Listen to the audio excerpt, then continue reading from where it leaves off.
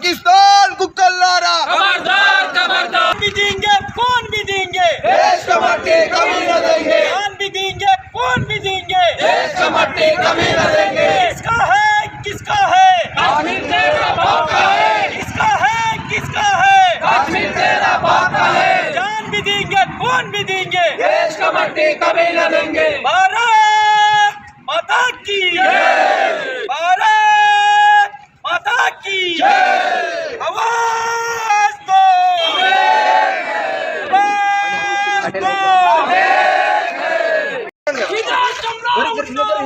वंदे मातरम पाడాల్సిందే वंदे मातरम पाడాల్సిందే Pakistan down down Pakistan down down Bharat माता की जय भारत माता की जय आमीन भारत माता की जय भारत माता की जय वंदे वंदे आज చేతిలో కత్తిని చూడు भारत माता की जय भारत माता की जय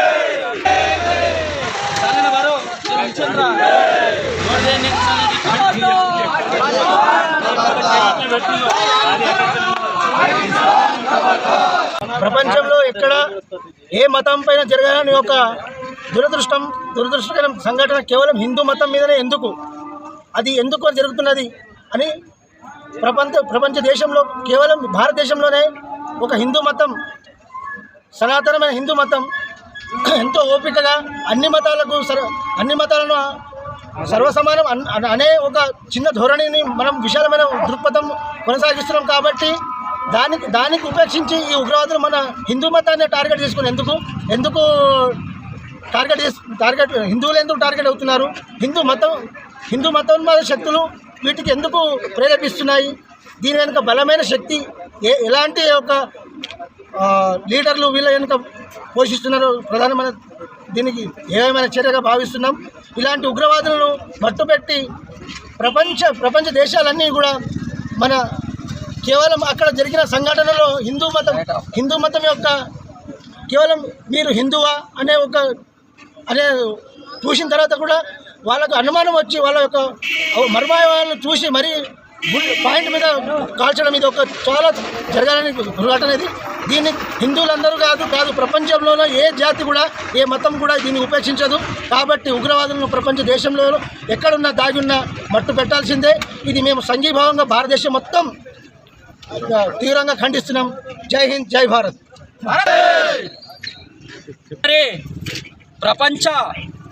ప్రపంచంలో సుమారుగా 200 దేశాలు ఉన్నాయనుకుంటే సనాతన ధర్మం పైన నడుస్తున్నటువంటి ఏకైక దేశం భారతదేశం. మరి ఏ దేశానికైనా సరే మాతగా కొలవరు తల్లిగా ఒక్క హిందూ వాహినిని మాత్రమే భారత మాత భూవానిగా కొలుస్తారు. మరి ఇన్నాళ్ళు చూసుకుంటే ఏ దేశమైనా ఇంకొక దేశం పైన దండెత్తిని తప్పిస్తే ఏకైక దేశం పరాయి దేశం పైన దండెత్తని దేశం భారతదేశం మాత్రమే.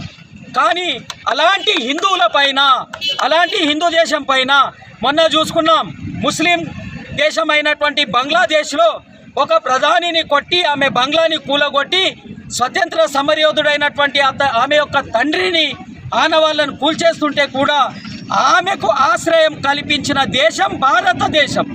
మరి ఆమె ఒక ముస్లిం అని చెప్పి ఆమెకు దూరం పెట్టలేదే. కానీ ఎన్ని చేస్తున్నా అన్ని దేశాలు చూస్తున్నా కేవలం భారతదేశంలో ఉన్నటువంటి హిందువుల పైననే దాడులు జరుగుతున్నాయి.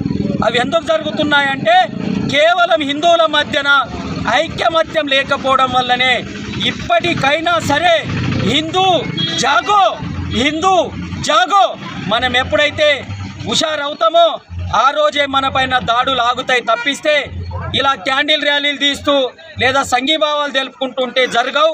మరి ఇంతకుముందు అన్నట్టు ఏ దేశంలోనూ ఉన్నా సరే వాడు ఏ రంధ్రంలో దాక్కున్నా సరే దానిలో నుండి పట్టుకొని వచ్చి ఆనాడు సర్జికల్ స్ట్రైక్ ఏ విధంగా జరిగిందో నిన్న చూస్తుంటే పాపం ఎవరెవరో కొత్తగా పెళ్ళైన వాళ్ళు ఉద్యోగం పైన వెళ్ళిన ఒక వ్యక్తి ఒంట్లో 42 బుల్లెట్లు ఉన్నాయంటే అది ఎంత హేయమైన చర్యగా మనం భావించాలి.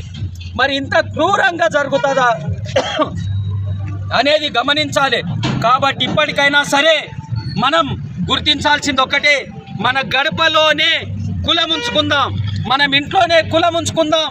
మనం బయటికి పోతే మాత్రం అందరూ హిందువులమైదాం, భారతీయులైదాం. ఎందుకంటే వాళ్ళు అక్కడ చూసింది ఇతను హిందువా, ఇతను సిక్కా, ఇతను ఏది ఉన్నాడా అని చూడలేదు. ఇతను సింగా, సిక్కా, పటేల్ ఉన్నాడా, కొమటి ఉన్నాడా, రెడ్డి ఉన్నాడా చూడలేదు.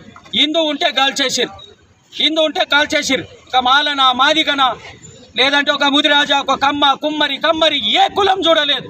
హిందూ ఉంటే బుల్లెట్ కొట్టిరు. అలాంటివి జరగకుండా ఉండేలాగా గట్టిగా దానికి జవాబు చెప్పాలి కారకులు ఎవరున్నారు అని చెప్పేసి దేశ ప్రధాని గారిని మన గ్రామం నుండి విన్నవించుకుంటూ ఈరోజు ఈ కార్యక్రమానికి వచ్చినటువంటి ప్రతి ఒక్క హిందూ బంధువులకి పాదాభివందనాలు చెప్పుకుంటూ, నిన్న ఎవరైతే చనిపోయారో వారికి కంటి గ్రామం తరపున, మండలం తరపున, తెలంగాణ తరపున ప్రగాఢ సానుభూతిని వ్యక్తం చేస్తూ మరొక్కసారి వారి ఆత్మలకు శాంతి చేకూర్చాలని భగవంతునితో కోరుకుంటూ, భారత్ మాతా కీ, భారత్ మాతా కీ జై హింద్.